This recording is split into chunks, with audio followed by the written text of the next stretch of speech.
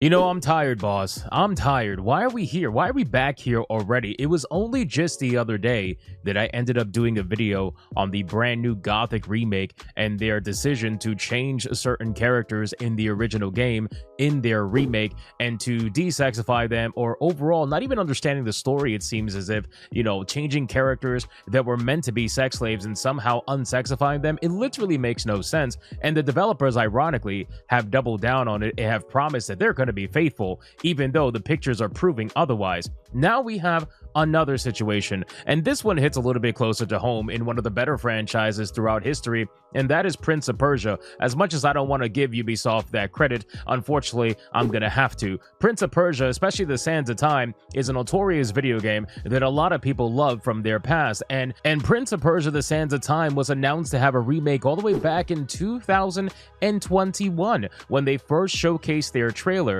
and even though it was never heard from afterwards, it was promised to be released in that year. Apparently, it has now returned, and there is footage that is being shared online right now that is going to make you, me, and everybody else extremely tired.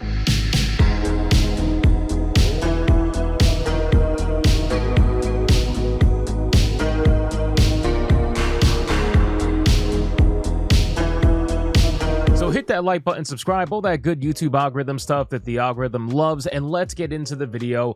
First and foremost, we're going to talk about Prince of Persia, The Sands of Time. Now, obviously, if you don't know about Prince of Persia, The Sands of Time, it is a fantastic video game with really good elements that honestly really do stand the test of time, unironically with the name, but it truly was a fantastic video game. You can pick it up right now for pretty cheap if you haven't played it yet, and I highly implore that you play the original. Now, Prince of Persia The Sands of Time, it has been rumored to be in the remake for a very long time. It was initially supposed to release in 2021, if I'm not mistaken, but then it was never heard from again. It kept getting delayed and delayed and delayed, and then ultimately it ended up never coming out. Now we have brand new footage from Ubisoft that has come out, and it is being spread everywhere right now on social media. What made me find this? Well, I ended up looking at a tweet from the VGC. It came across my homepage, and it says the following: "There is no longer a need to protect her. The upcoming remake of Prince of Persia, The Sands of Time, may make the prince's companion, Farah,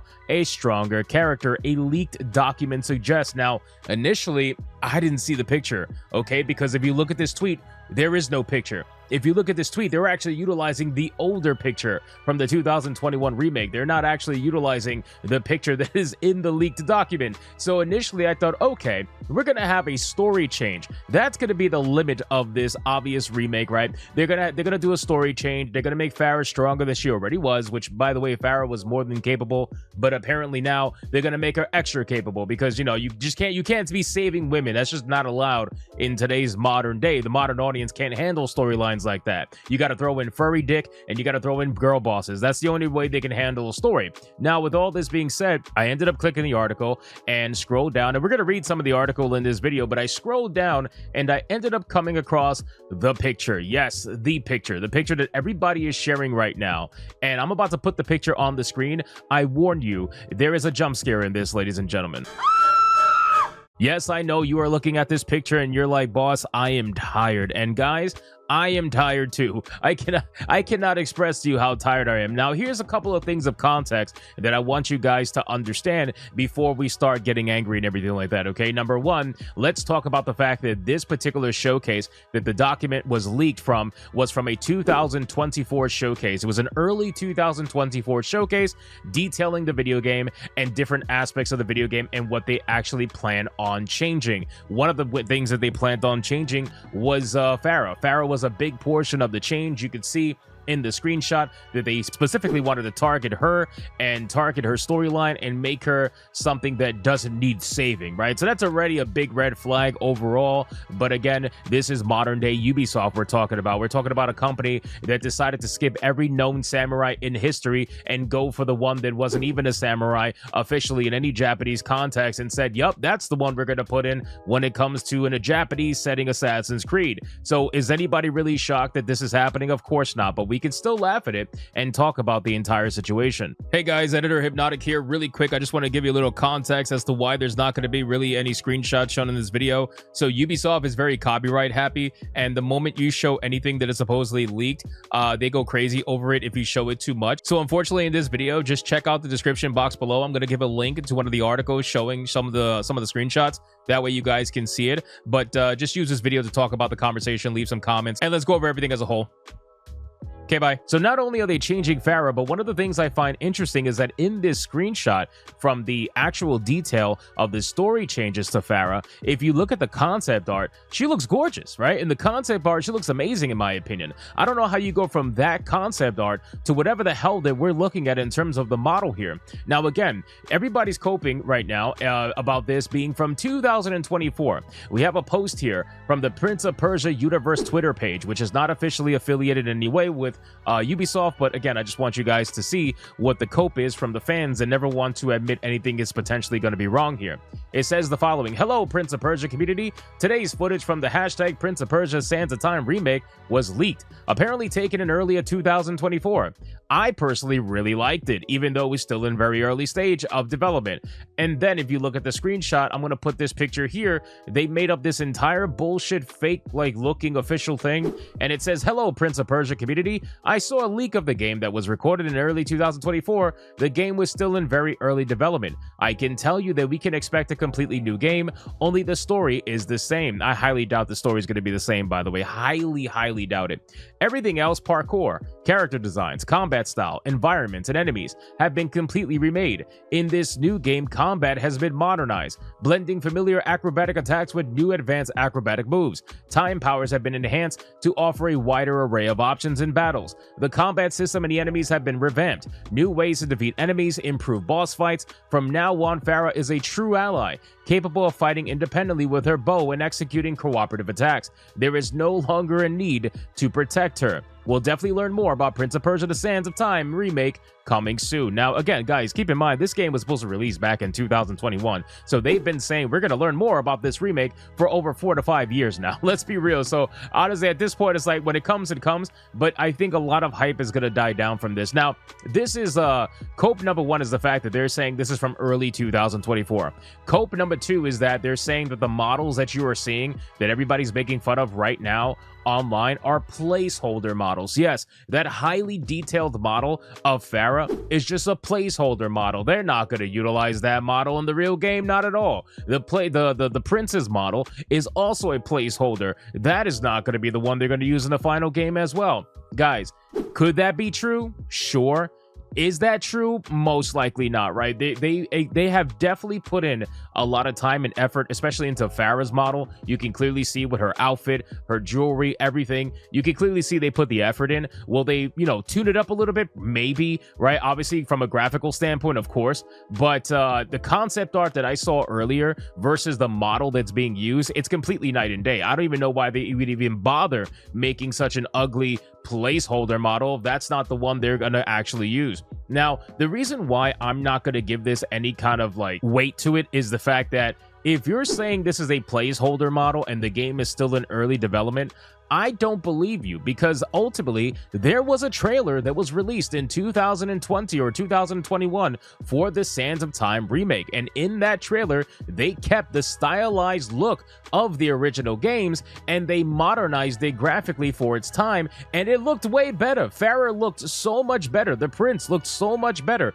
all the characters looked so much better, and the overall art style looked so much better. So the fact that they went from that and they changed it to whatever the hell I'm looking at, that tells me that there was a change. Even if these are placeholder models, at the end of the day, whatever we saw in 2021 doesn't exist anymore. That Prince of Persia remake is gone, and in that Prince of Persia remake, Farah was beautiful like she should be. So I don't know what we're trying to cope about here. This is why I don't necessarily believe them, right? If there was no trailer that was ever released for the Prince of Persia remake up until now, where we get this leaked footage, then maybe I would give your argument a little bit more weight, and I would say, okay, Maybe they're placeholder models, maybe, right? But considering that what we saw in 2021 looks nothing as what they have currently being worked on in 2024 that has now been leaked in 2025, that is why I don't believe what I'm seeing with my eyes, and I'm definitely not believing the bullshit from a shill account that is, basically shilling for Ubisoft 24/7. So I don't believe that. I do think there is going to be a massive change here. I do think that Farah especially is going to be more affected than the Prince, although I got to be real with you guys. Looking at both of them, they're both freaking ugly. This is one of the few examples that we have seen where both the male and the female have been heavily downgraded from their initial characters. Like, they look terrible. So I don't really know what the hell they're deciding to do here, but I guess this is where we're at. Now, obviously, you have shill media that is going crazy for this. They're all doing damage control right now, and it's amazing because it shows that they do pay attention. They do absolutely look at our content. They constantly, obsessively look at our content, and they talk about the chuds all the time, to the point where every time there is a video game that just begins to become a little bit controversial, they are out here doing damage control immediately. These guys are firing articles off left and right. You have Kotaku with a headline that says Ubisoft leak reveals Prince of Persia: The Sands of Time actually exists and is making Farah a badass.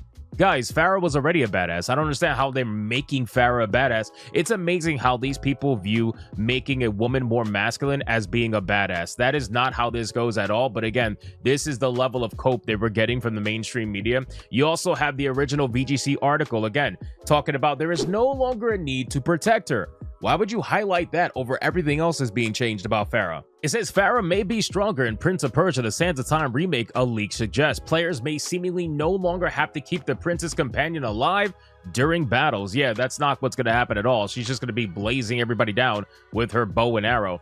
The upcoming remake of Prince of Persia: The Sands of Time may make the prince's companion Farah a stronger character, a leaked document suggests. Now, we're going to go over this article a little bit because it's honestly quite hilarious what's going down. And keep in mind, I can't really showcase too much. I'm definitely not going to showcase the footage because Ubisoft likes to copyright strike channels and throw their weight around and whatnot, so I can only really show a couple of screenshots and discuss it, so forgive me for that. But let's talk about all of this. So according to the leaked presentation, Farah returns in the Sands of Time remake and once again accompanies the player with no plans to make her as a playable character. However, the presentation appears to stress that there will no longer be a requirement to save Farah during battles, suggesting that she should be able to take care of herself now. This right here, guys, I'm so tired. I really am. I'm so tired. There is nothing wrong with saving a woman in battle. There is absolutely nothing wrong. And the fact that you are so scared to even showcase that level of realism just goes to show that this will be an agenda-driven remake. Even if we want to cope and seethe and talk about how, okay, maybe these are placeholder models for these characters, I can clearly see the direction here. I can clearly see the intent here. I can clearly see that you guys do not like the original story. You find it to be problematic. And you are going to nitpick and change little things here and there to ensure that Farah is basically a completely different version of what she used to be. And then you're going to call it progressive. You're going to call it an improvement. You're going to call it whatever it is that you want other than the truth, which is you guys are changing everything. This is the same problem that I have with the Gothic remake that we talked about just the other day. It's not about the fact that these character models are not 10 out of 10 bombshells. It's the fact that you are taking something that is clearly part of the story, right? Farah was a beautiful character. You are now uglifying her for whatever that reason may be. In the Gothic remake, these women that are dressed in these super, sexual outfits, they're dressed like that for a reason. They're sex slaves. They're sex slaves of the king. And you guys are choosing to ignore that and change it because it's problematic without actually changing the story. Although, let's be real, you probably are going to change the story. So it actually makes it even worse. Now, when the Prince of Persia: The Sands of Time remake was initially announced all the way back in 2020, the game had been in development for 2.5 years at Indian studios Ubisoft Pune and Ubisoft Mumbai, and was planned to release in January of 2021, and then eventually it ended up getting pushed back to March of 2021, only for it to never really come out. Apparently, following a negative reaction to the game's reveal trailer, it delayed several times, and in 2023 it was announced that Ubisoft Montreal, which made 2003's original Sands of Time, had taken over the development duties. Now, initially, you would probably celebrate and think, oh, the developers who initially made the game are doing the game. Great, that means they're going to do it justice. No.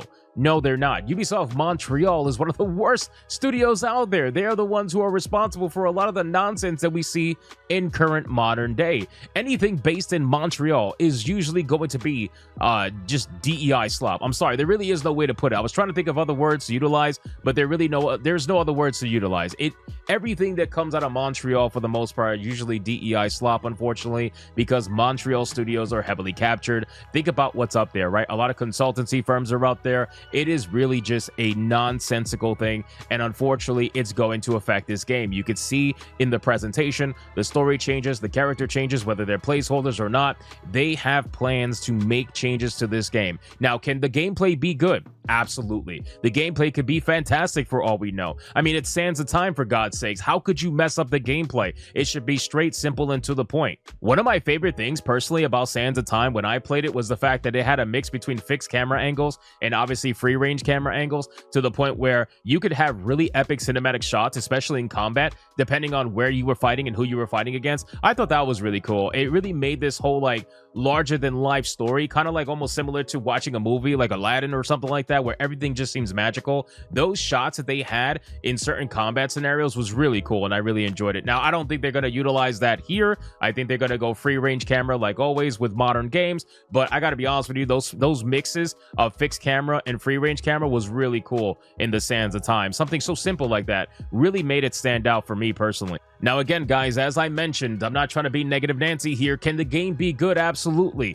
Can the gameplay be good? Absolutely, for all we know. But I gotta be honest with you, man. Looking at these characters, looking at the story changes especially, and looking at their overall direction and what they have in mind, I am personally turned off of the idea of a Sands of Time remake. I have this question for you guys in the comments down below. For those of you who have stuck around in the video long enough, I appreciate you, number one. Number two, my question is this.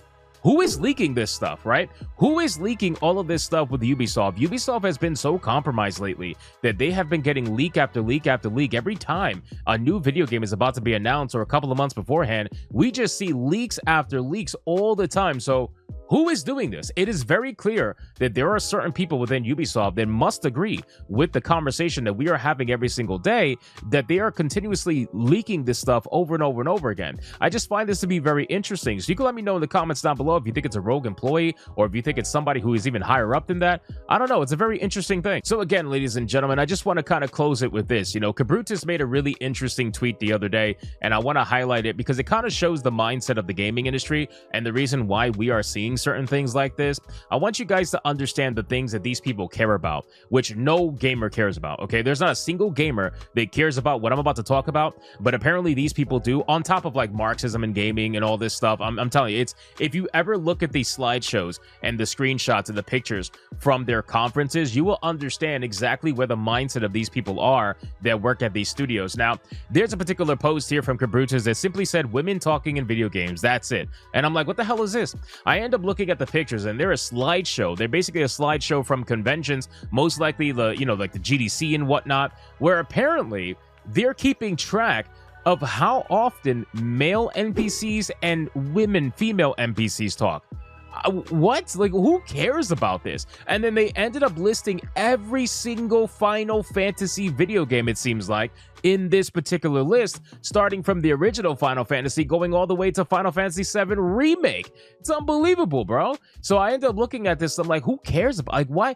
Who cares about the percentage of words spoken by male or female NPCs? Which, by the way, congratulations to the gaming industry. I don't know if you guys realize this, but you finally figured out there is only two genders, because you have male and female listed up here. Where are all the other metrics? Where are all the other pronouns? Where are all the other genders? Oh, you just found out they're only male and female. Wow. And you did not put sex. So I don't want to hear that BS about, oh, sex and gender are separate. Well, you didn't do that. You put gender, and there's only male and female. So congratulations. You finally agree with the chuds. Even over here, they use Horizon Zero Dawn and then Horizon Forbidden West, showcasing that Horizon Zero Dawn had about 35%, give or take, female spoken words versus the rest being male. And then Horizon Forbidden West got almost 75% female spoken dialogue. So they damn near eradicated the male dialogue and they exchanged it for female, and they marked it as provisional result. by literally focusing and trying to change it purposefully. It's unbelievable, man. This is the stuff that they care about. And then if you look at this screenshot here, what's going wrong with women's dialogue? It's not that each individual woman is not given enough dialogue, but rather there aren't enough women speaking. When they speak, they have a narrow range of things to say. There are gender biases in the content of what they say and what is said to them. These biases apply not just to the main characters, but minor and background characters. Everyone's more likely to speak to a man. Players can't avoid the gender biases in dialogue. These are pervasive problems. To who? Who are these problems to? I don't, like, nobody, not a single gamer thinks about this when they're playing the video game. Nobody is sitting there accounting every word that a man or a woman says just to see if it's equitable or not. Like, this is the most ridiculous thing that I've ever seen. And again, this is the gaming industry that we're in right now. Now, obviously, it's not everybody. It's not every studio. It's not every developer. I get that. But what I'm telling you is that when they're teaching this at conventions, when they're teaching this at the GDC and whatnot, and talking about other things like Marxism in gaming, we have screenshots about that too. Literally Marxism in gaming and how important it is, and overall socialism in gaming, all this nonsense.